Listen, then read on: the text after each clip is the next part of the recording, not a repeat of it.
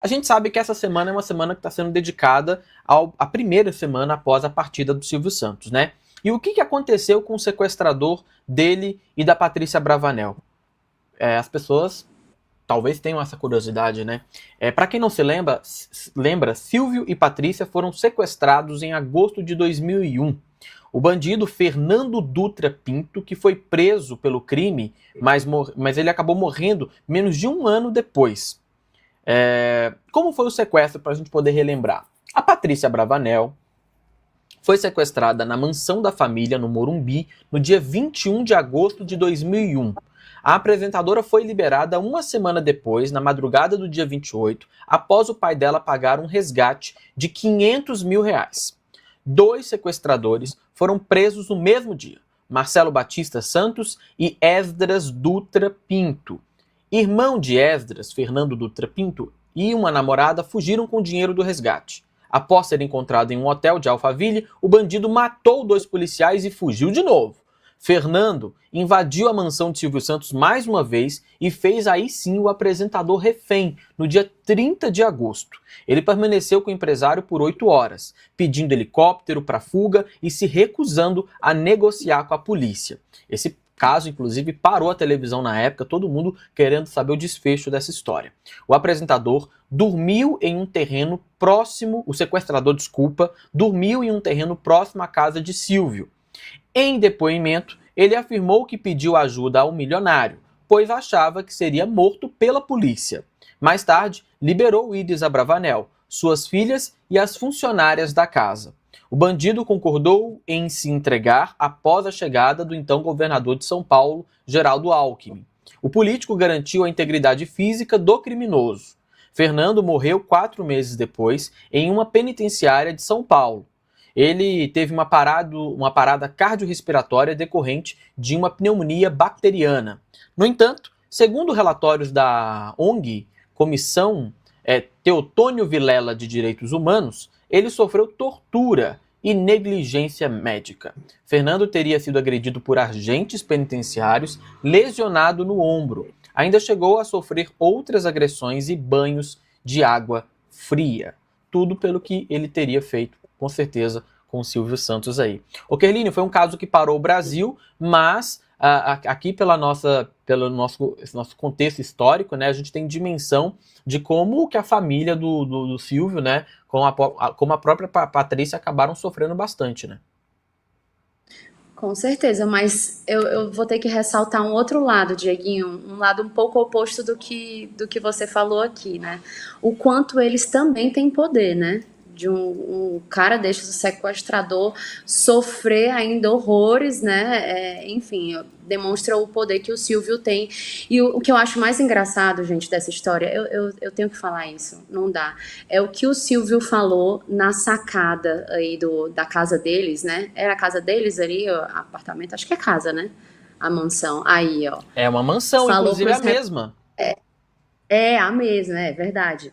Falou quando ele deu entrevista para os repórteres. Ele ainda conseguiu brincar falando que o sequestrador era para ter ficado por mais tempo com a Patrícia porque ela dava muito trabalho. Gente, não dá. Não, desculpa, eu tive que falar porque O para Silvio mim é o faz mais piada de engraçado. tudo.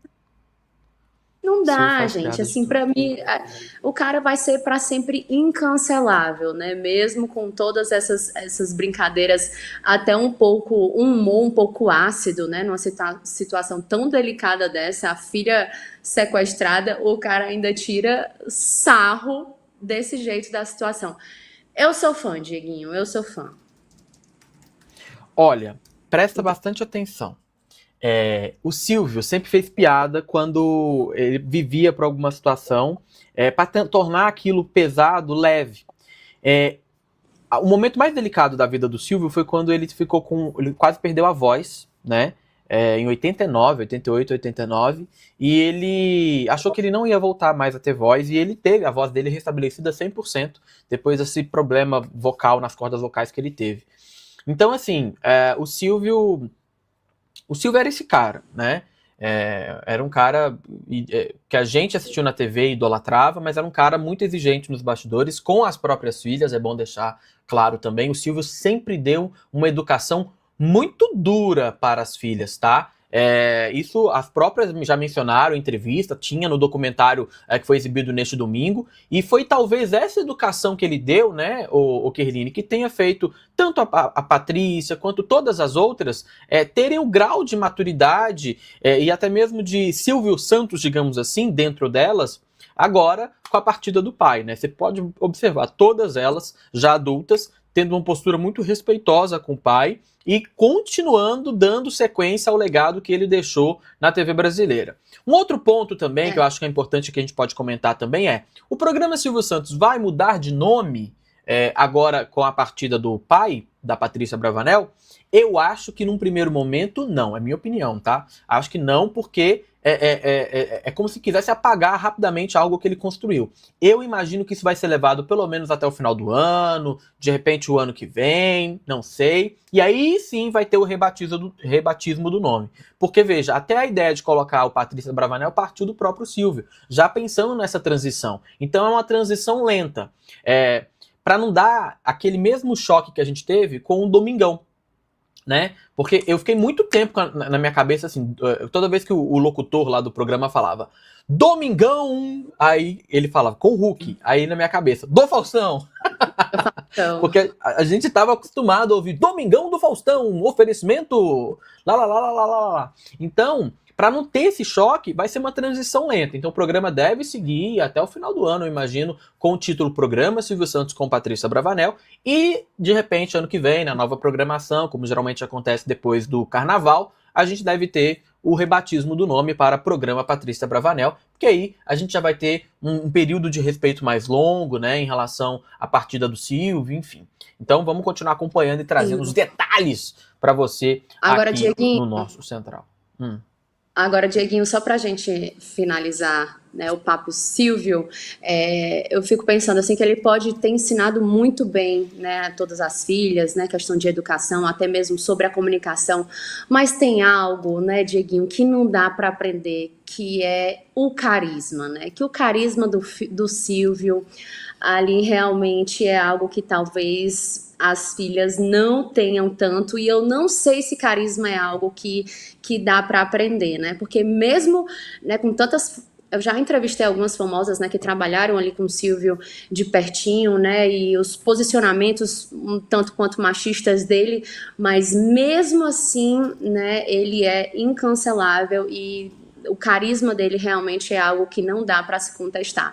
Algo que eu não sei se as meninas vão conseguir sustentar ali com o programa. Vamos ver, né? Vamos ver o que é que vai acontecer. Exatamente. E a gente vai continuar acompanhando esse caso e trazendo para você os desdobramentos, as opiniões, as análises, tudo que a gente tiver para falar a respeito disso, a respeito da partida e do pós de Silvio Santos no SBT, certo? Tudo isso a gente vai fazer aqui no UOL, tá bom? Muito bem. E, aliás, a página de Splash Wall tem muita informação a respeito do Silvio Santos, mas não é informação da partida apenas, né? É as informações adicionais. Então vale a pena você acessar Splash para ficar por dentro de tudo, tá bom? Faz um exercício, abre todo dia ali, de manhã, de tarde, sabe? Assim, para você dar uma lida, que você vai ficar por dentro de tudo, tá bom?